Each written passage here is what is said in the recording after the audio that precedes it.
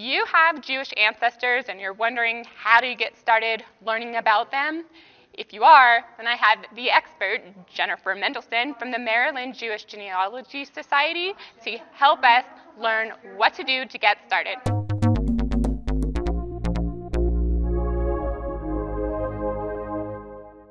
Howdy, I'm Devin Noel Lee with Family History Fanatics, and I'm here with Jennifer Mendelsohn, who is from the Maryland Jewish Genealogical Society.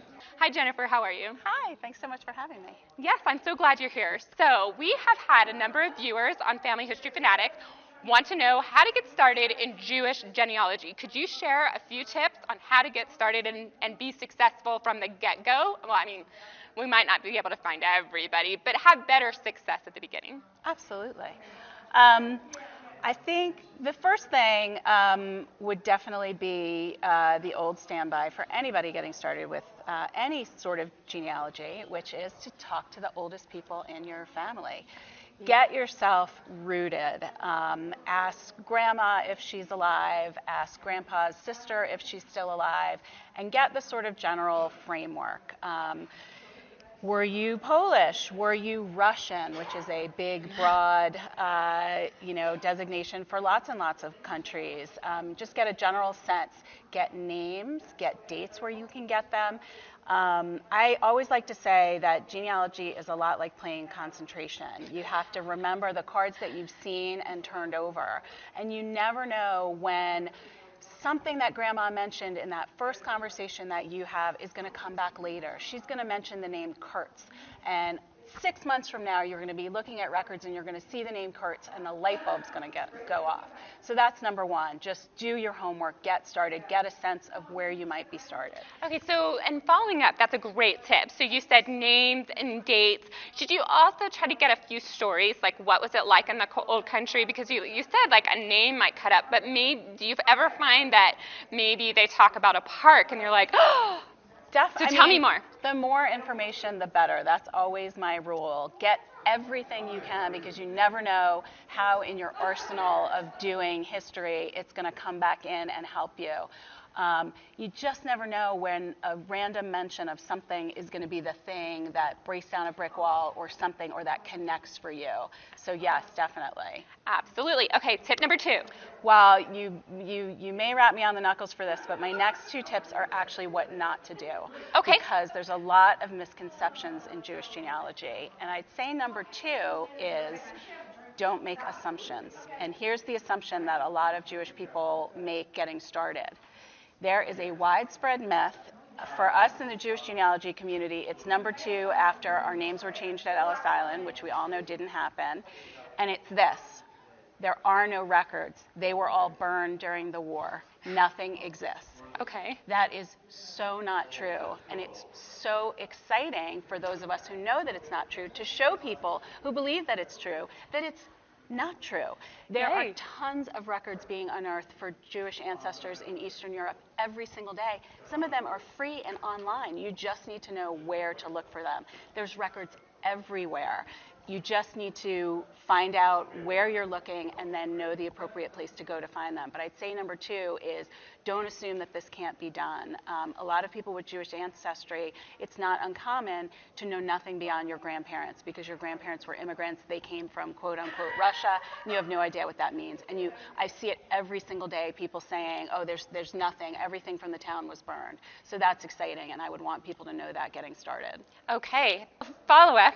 If you heard rumors or know that your ancestors were part of the Holocaust, what kind of records might we be able to discover about those ancestors or discover accidentally? I'd say there are 2 great places to start online that have tons of records.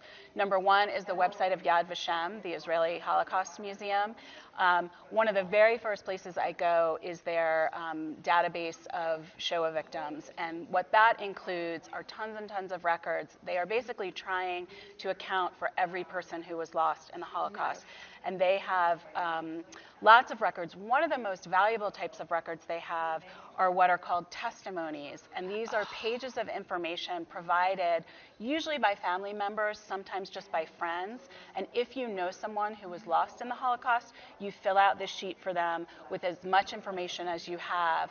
And obviously, the people who write those testimonies are often a great source of information, because if you can see there's a testimony written for your relative by somebody who claims to be a relative who you don't know, you want to try to find that person as well.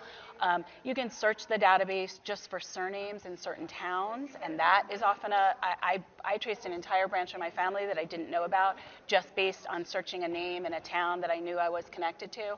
So that's a great resource. And also the U.S. Holocaust Memorial Museum here in D.C. has a great website. They have a database also called their Victims and Survivors database that you can search by name and just get all sorts of documents related to both people who survived and people who did not. Well, I'm having some goosebumps. Just the testimonies, they can just be so wonderful. So for you viewers, we're going to put links to the two websites she mentioned in the description below, so be sure to check those out. So do you have a third tip? I do. Now, I want to be really careful how I say this, because my third tip is don't start at JewishGen.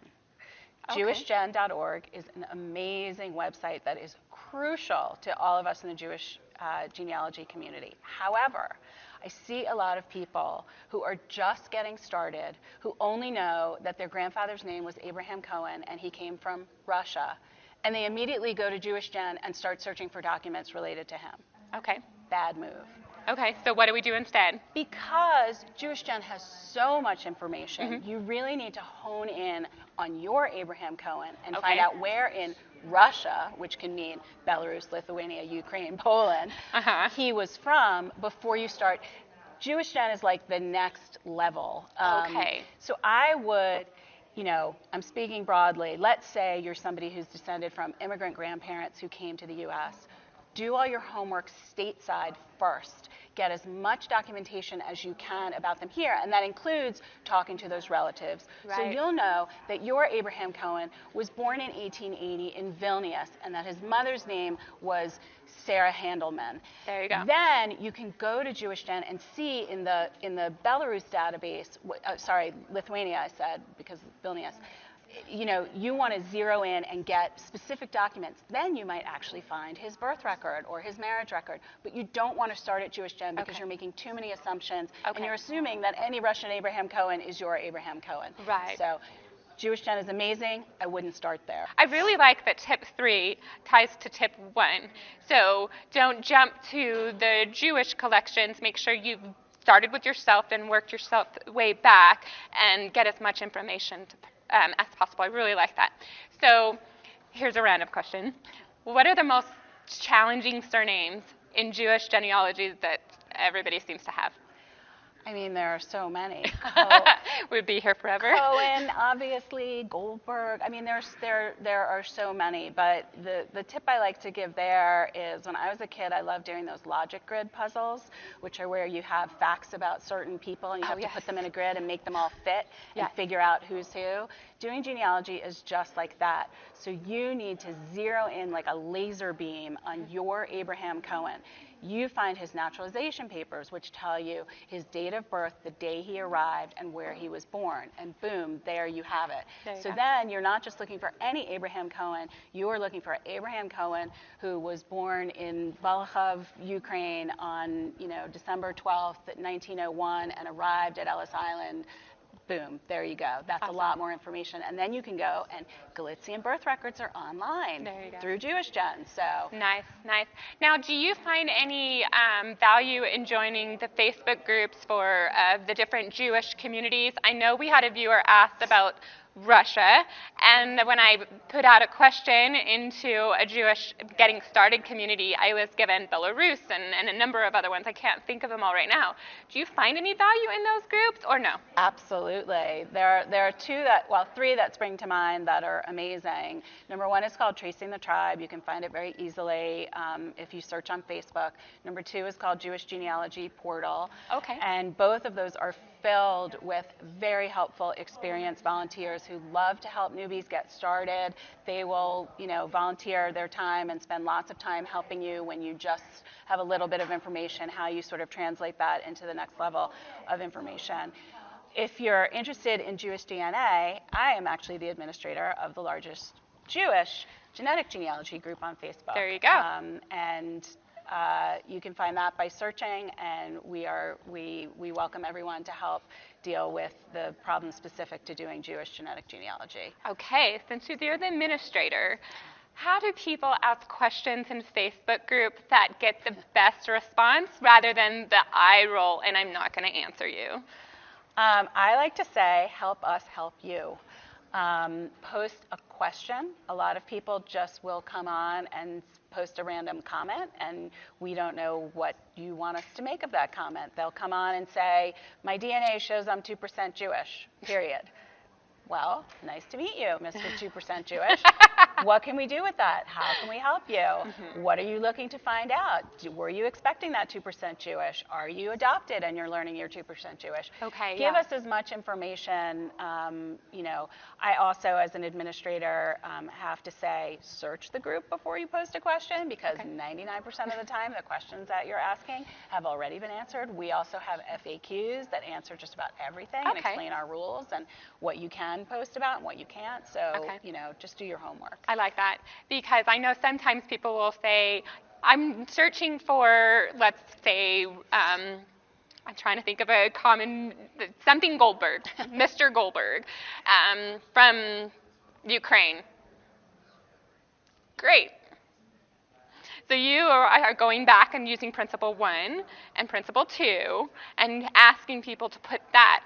I'm searching for Mr. Goldberg, and he's from Ukraine. He was born here. I've looked here. Right. What next? That's a better question? That's always, I want to know what you've done already, because that saves us time, and it helps, it helps us strategize about how to help you and, what you could do next. So definitely. So what happens when someone takes a DNA test and they find that they have 1% or less of Jewish ancestry? What do they do? What should they think about that? Well, it's sort of a mixed bag. We get a lot of people coming to our group who are in that situation, some of whom are very intrigued by the idea that they might have Jewish ancestry that they didn't know about.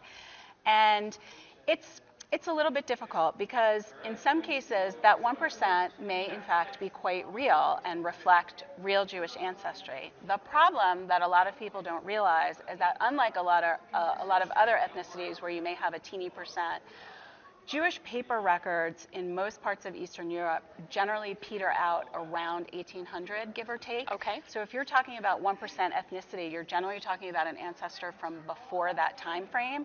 So tracing them may be virtually impossible on paper. It's also possible that that 1% simply reflects statistical noise, and people are already planning their child's bar mitzvah based on this 1% that they've discovered, and you might want to slow your roll a little bit there, because it may not really be reflective. Some people believe that Jewish sequences are unique enough that even a small percentage is real, but I sort of, those small percentages, we're always a little bit nervous about saying for sure that they reflect something real. Okay, so no getting a tattoo saying I'm Jewish unless you can validate that 1%. You might want to wait. And again, it might be real, but you may never find that Jewish ancestor simply due to the lack of paper records that old that would help you document it. Awesome. Well, Jennifer, thank you so much. These are great tips. If you have more questions for Jennifer, go ahead and go to the comments section of this video and put them in there, and we'll make sure that Jennifer responds to you, because as you know, I don't know anything about Jewish genealogy, which is why I went to Jennifer. But Jennifer, how else can people get in touch with you and your projects? We'll put a link to the DNA Facebook group, but where else? You can find me on Twitter, where my username is CleverTitleTK, and I'm often talking about genealogy on Twitter, so we'll see you over there.